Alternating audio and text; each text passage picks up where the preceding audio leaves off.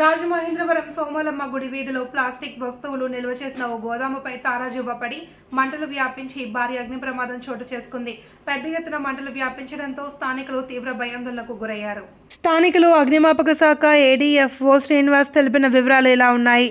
నగరంలో RTC complex పక్క వీధిలో హర్షిత ఎంటర్ప్రైజెస్ పేరుతో ప్లాస్టిక్ గొట్టాలు, నీటి డ్రమ్ములు తదితర వస్తువులు నిల్వ చేసిన గోదాము ఉంది. ఈ ప్రాంతంలోనే ఉన్న పాత సోమలమ్మ అమ్మవారి ఆలయ ఉత్సవాల్లో భాగంగా మంగళవారం రాత్రి అమ్మవారి పల్లకీ సేవ నిర్వహించారు. ఊరేగింపులో బాణసంచా కాల్చారు. ఓ తారాజువ్వ కాస్త గోదాం ఆవరణలో కొబ్బరి చెట్టుపై పడింది. ఎండిన ఆకుల ద్వారా మంట కాస్త కింద ఉన్న ప్లాస్టిక్ గొట్టాలను తాకింది. మొత్తం ప్లాస్టిక్ వస్తువులకు నిప్పు అంటుకుని మంటలు చెలరేగాయి. దీంతో స్థానికులు భయాందోళనకు గురయ్యారు. ఈ ప్రమాదంలో ఎవరికీ ఎటువంటి గాయాలు కాలేదు. సమాచారం అందుకున్న అగ్నిమాపక సిబ్బంది మంటలను అదుపు చేశారు. ఎటువంటి ప్రాణ నష్టం జరగలేదని, భారీగా ఆస్తి నష్టం జరిగింది అని అగ్నిమాపక అధికారి శ్రీనివాస్ తెలిపారు. నా పేరు మార్టిన్ లూథర్ కింగ్ అండి,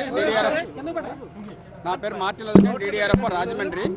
ఈరోజు పాత సోమలమ్మ గుడి దగ్గర RTC complex back side plastic tubs, drums ఉన్నటువంటి షెడ్ ఒకటి ఫైర్ అయిందండి. అది ఇంకా ఎలా జరిగింది ఏంటనేది ఇన్వెస్టిగేషన్లో ఉంది. ప్రస్తుతానికి ఫైర్ అయితే కంట్రోల్ అయింది. రాజమండ్రి, ఇన్నిస్పేట, ఆర్యాపురం ఫైర్ స్టేషన్లో పిలిపించడం జరిగింది.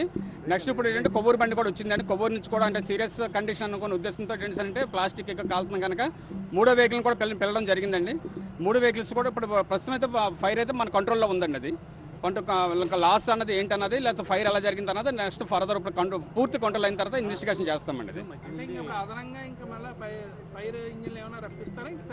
సరిపోతుందండి, 2 వెహికల్స్ సరిపోతుంది. ఇప్పుడు కాకపోతే ఎందుకన్నా మంచిది ఫర్దర్ దీనికోసం చెప్పేసి కొవ్వూరు వెహికల్ కూడా పిలిపించడం జరిగిందండి. ఇప్పుడు 3 వెహికల్స్ ప్రస్తుతానికి ఇక్కడ మన కంట్రోల్లో మన దగ్గర ఉన్నాయండి. 3 వెహికల్స్ ఇప్పుడు ఆల్రెడీ 2 వెహికల్స్ పనిచేస్తున్నాయి. అవసరం వస్తే 3 వెహికల్ కూడా కంటిన్యూ చేస్తామండి.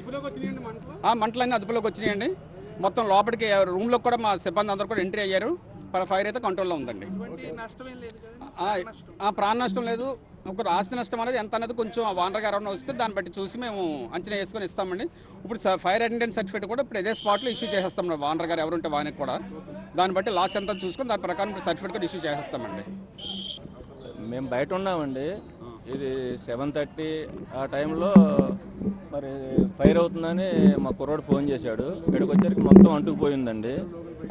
ఫైర్ ఇంజిన్ కూడా వచ్చేసరికి కూడా మొత్తం జీరో అయిపోయిందండి. 30 నుంచి 40 లక్షల రూపాయల ప్లాస్టిక్ ఐటమ్స్ ఉన్నాయండి, సరుకు, హౌస్ హోల్డ్ ఐటమ్స్, బకెట్లు, డస్ట్బిన్స్, టబ్స్. అది గత 15 సంవత్సరాలు బట్టి ఇక్కడే మనం బిజినెస్ చేస్తున్నామండి. ఇక్కడ హర్షిత ఎంటర్ప్రైజెస్ అనేది మా షాప్ అండి, డౌన్లో. ప్లాస్టిక్ ఐటమ్స్ సార్, బకెట్లు, టబ్బులు, డస్ట్బిన్స్, మిల్క్ క్యాన్స్, గమేలాలు, హౌస్ హోల్డ్ ఐటమ్స్, ఇంట్లోకి సంబంధించిన హౌస్ హోల్డ్ ఐటమ్స్ అండి. సుమారు ఎన్ని గంటలకు జరిగిందండి, ఎలా జరిగిందని? ఇది ఎలా జరిగిందనేది నాకు తెలియదు సార్. నేను బయట ఉన్నాను. కుర్రోడు ఫోన్ చేశాడు 7:30 ఆ టైంలో సార్. లోపల ఎవరు లేరండి. 30-40 లక్షల వాల్యూ ఉంటుంది సార్. సార్ పానకాలరావు అండి. మా ఫరం పేరు హర్షిత ఎంటర్ప్రైజెస్ అండి.